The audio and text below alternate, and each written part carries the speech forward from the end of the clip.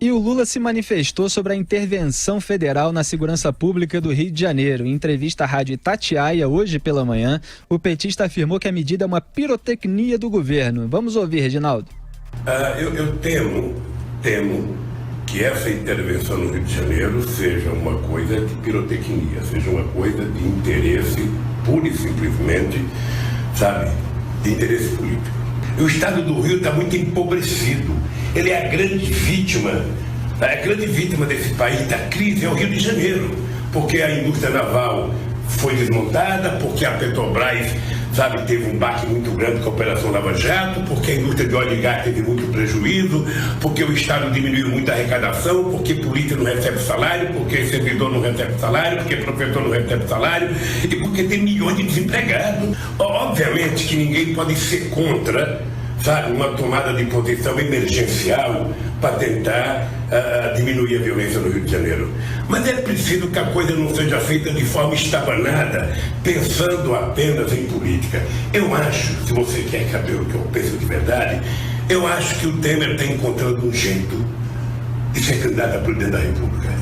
Para tudo, Reginaldo. Luiz Inácio Lula da Silva falando de segurança pública, criticando uma medida em favor da segurança pública que pode ter todos os problemas do modo como foi divulgada antes dos planos estarem estabelecidos. Agora, ele não tem moral nenhuma para falar isso. Ele estava à frente de um governo, à frente durante 14 anos, porque com a Dilma ele também estava ali no mando do governo petista. Um governo que não fez nada pela segurança pública do Brasil. Quando era criticado em relação a isso, atribuía a responsabilidade aos estados. E aí fala mal do Rio de Janeiro, governado pelo Sérgio Cabral, que ele apadrinhou. Tem o vídeo dele dizendo... moral de votar. Exatamente, dizendo para os cidadãos fluminenses que tinham o dever moral de votar no Sérgio Cabral, que era um exemplo, que era o melhor governador que o Rio já teve quando ele fez a campanha como cabo eleitoral para a reeleição do Sérgio Cabral. Então é de um cinismo, de uma hipocrisia lá Lula. Eu estava dizendo hoje o seguinte, que se cada monumento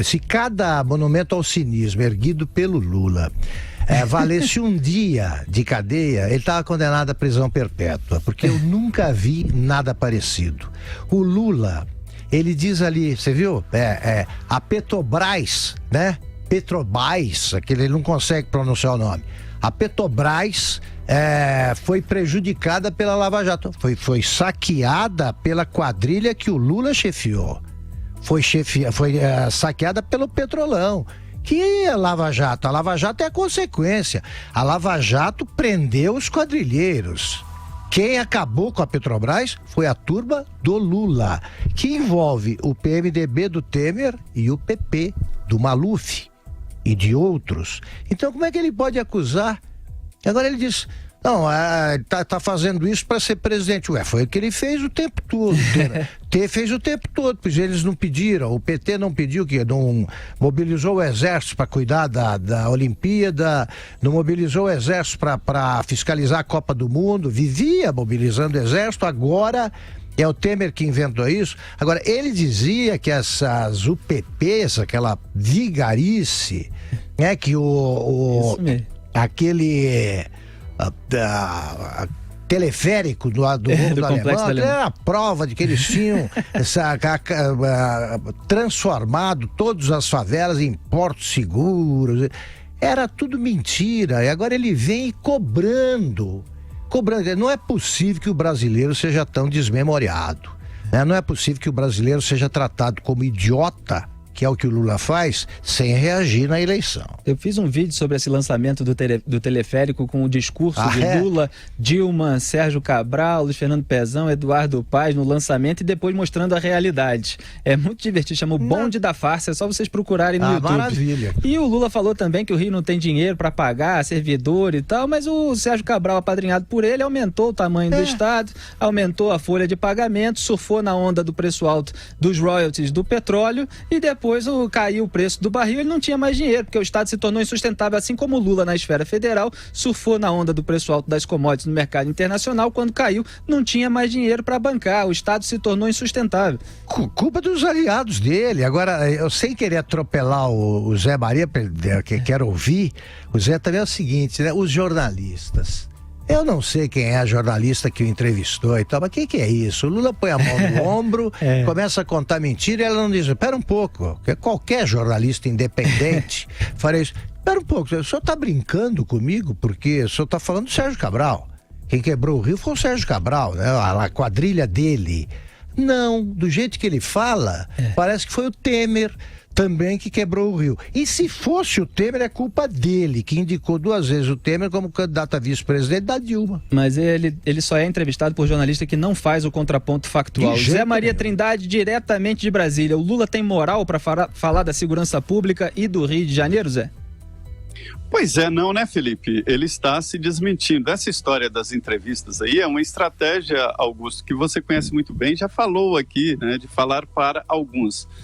Nas viagens, ele visita ali uma televisão e uma rádio daquela região, nesse caso aí foi em Belo Horizonte, na Rádio Itatiaia, né? E ali ele dá entrevista e não faz de uma maneira mais aberta, né? Ele pode até marcar o lugar. Se ele marcar a entrevista para Belo Horizonte, Rio, São Paulo ou Brasília, não precisa ser Brasília, mas os veículos de comunicação mandarão profissionais que estão acompanhando o dia a dia da política nacional, né? E sabem como funcionam as coisas. Então, é a estratégia do ex-presidente. Hoje cedo, Zé Maria, quando foi comentado esse caso no Jornal da Manhã, foi reiterado o convite ao Lula para aparecer aqui na Jovem Pan. Eu tenho certeza que vocês vão concordar comigo. Nos Pingos nos Is também convida, né? Claro. Nosso programa, Lula, venha, que você vai poder usar o tempo que quiser e nós também, para retrucar. Venha conversar aqui. Já tá ligando. Já aceitou. Venha, presidente. Mas no mérito... Fala, Zé. Pois não, mas só para complementar. Tá, essa é a forma dele, né? Agora, no mérito, o que ele fala é uma tentativa desesperada do PT de se contrapor ao governo, né? Essa história de defender na Câmara e no Senado contra o decreto. Mas olha, Augusto, a lição, Felipe, que ficou na votação desse decreto é de que no Senado Federal, dos 81 senadores, a oposição tem 13. Na Câmara, dos 513, não tem mais de 100. Então, assim, voltou à sua insignificância a oposição. O que o presidente Michel Temer não tinha e não tem é número suficiente para votar a emenda da reforma da Previdência. Exatamente. Mas quando o assunto é uma coisa séria, tem sim maioria. Esse grupo tem maioria que vai se dividir, evidentemente, na disputa eleitoral. O cinismo é tão grande que o PT reclama. Como é que não vai votar a Previdência? Como? Eles vão votar contra. Eles querem agora que seja posta em votação a reforma que eles rejeitam. É uma maravilha. Exatamente, é hilário. E o Silvio aqui, que cuida do monitor, dos vídeos, que sobe as imagens, lembrou do pênalti batido pelo Lula, que a gente mostrou aqui nesse programa, eu até narrei no dia.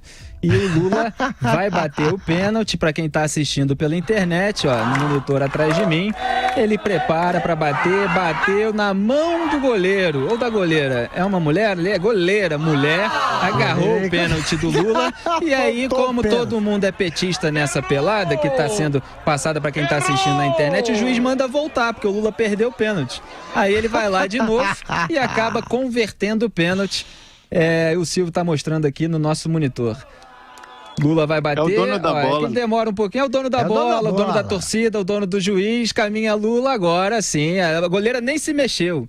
A goleira sofreu ali, ouviu os embargos auriculares do Sepúlveda Pertence, os embargos auriculares do Gilberto Carvalho, que a gente comentou aqui ontem, aquela conversinha no pé do ouvido, e cedeu. Mas vamos em frente, Lula também falou sobre um plano B na campanha presidencial petista. Reginaldo, vamos ouvir. Eu não estou discutindo plano A, nem plano B, nem plano C. Veja, o partido me lançou pré-candidato. Os meus adversários não querem que eu seja candidato. Aí são quase todos os partidos.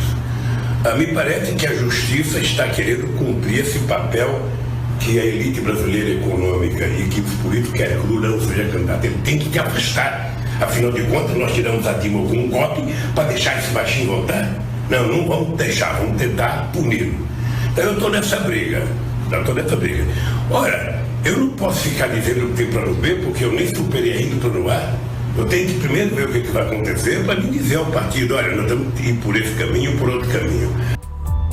Ele ainda nem superou o plano A, que é ele mesmo, Augusto Nunes. A gente sempre comenta aqui que o Lula nunca deixou crescer uma liderança do PT e continua sem deixar.